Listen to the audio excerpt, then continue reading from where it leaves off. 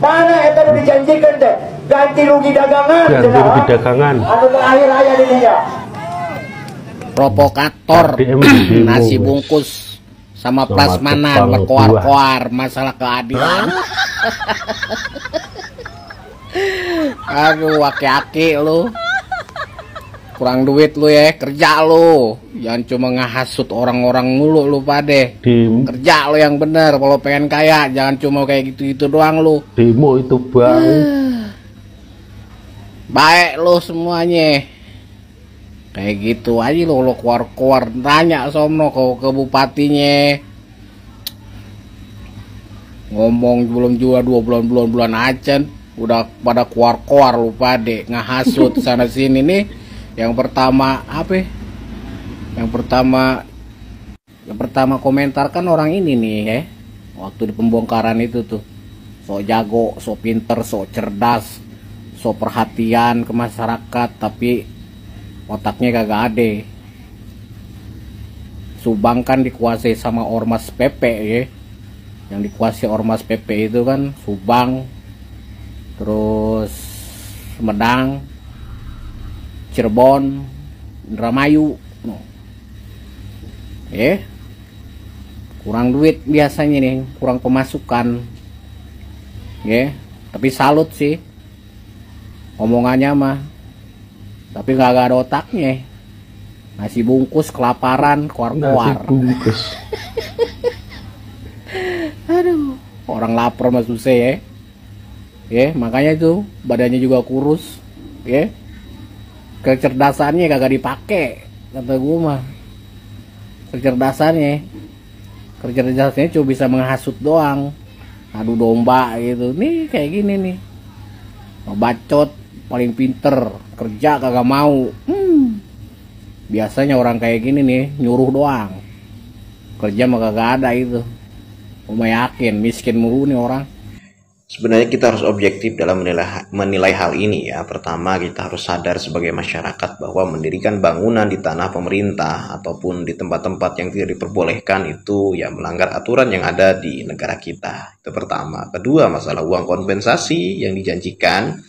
Tentunya itu adalah kewenangan bukan gubernur sebenarnya. Kalau kita melihat dari statementnya Kang Deddy, ya pemerintahan provinsi akan membangun lapak-lapak tersebut ya. Masalah uang kompensasi akan diberikan oleh pemerintahan Kabupaten Subang. Itu sudah jelas sebenarnya. Dan kemana harusnya sebenarnya menuntut? Ya tanya dulu ke pemerintahan Kabupaten Subang. Dalam hal ini, pemerintahan Kabupaten Subang sudah mengeluarkan statement. Mungkin berdiskusi dan juga mengaudiensi para masyarakat yang kemarin terkena gusur. Sebenarnya kan sudah terjadi pendataan para orang-orang yang punya lapak di situ kan sudah dilakukan. Artinya apa? Bahwa pemerintahan setempat pun memperhatikan, tidak hanya serta-merta membongkar. Dalam hal ini mungkin saja ada orang yang terpantik emosinya ataupun ada yang memprovokasi sehingga terjadinya aksi demonstrasi tersebut. Apakah akan menyelesaikan masalah ketika melakukan demonstrasi? Menurut saya enggak juga. Karena apa? Karena pertama dia melanggar aturan, kedua ya kita harus tahu bahwasanya uang yang dikeluarkan oleh negara ataupun pemerintahan kabupaten ya tidak serta-merta begitu saja keluar, karena harus melalui tahapan-tahapan yang tentunya diperhitungkan, sehingga ketika uang keluar tersebut sudah disepakati oleh pemerintahan kabupaten itu sendiri. Jadi kita harus juga sadar akan hal ini ya. Jadi jangan sampai nanti ke depannya mungkin saja lapak-lapak yang terus menuju arah Lembang akan dibongkar. Itu kesadaran kita semuanya, bahwasanya kita harus sadar juga ketika pemerintah ingin menata, ingin memperhatikan masyarakatnya, supaya apa? Supaya tidak kumuh jalan-jalan di situ, supaya tertata rapi. Kita harus percaya terhadap pemerintah, kecuali pemerintah di situ nggak hadir, tiba-tiba bongkar, nggak ada kehadirannya di sana, tidak ada mediasi di sana, tidak ada pembicaraan di sana, baru kita mengatakan bahwasanya pemerintah itu kurang berpihak pada masyarakat. Ya, melihat video penggusuran yang terjadi di beberapa daerah seperti di Sariater, Jalan Cagak, dan mungkin di daerah-daerah lain atas kebijakan gubernur, yang dimana bangunan liar atau warung-warung yang berdiri di tanah negara ditertibkan hanya untuk estetika.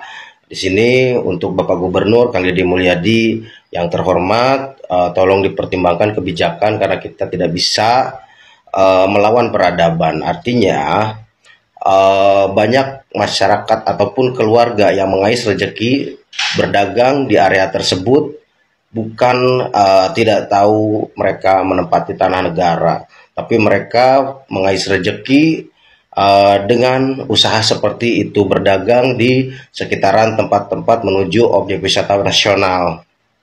Nah, artinya ketika digusur, berapa kepala keluarga saat ini kebingungan mencari nafkah untuk esok hari bisa makan.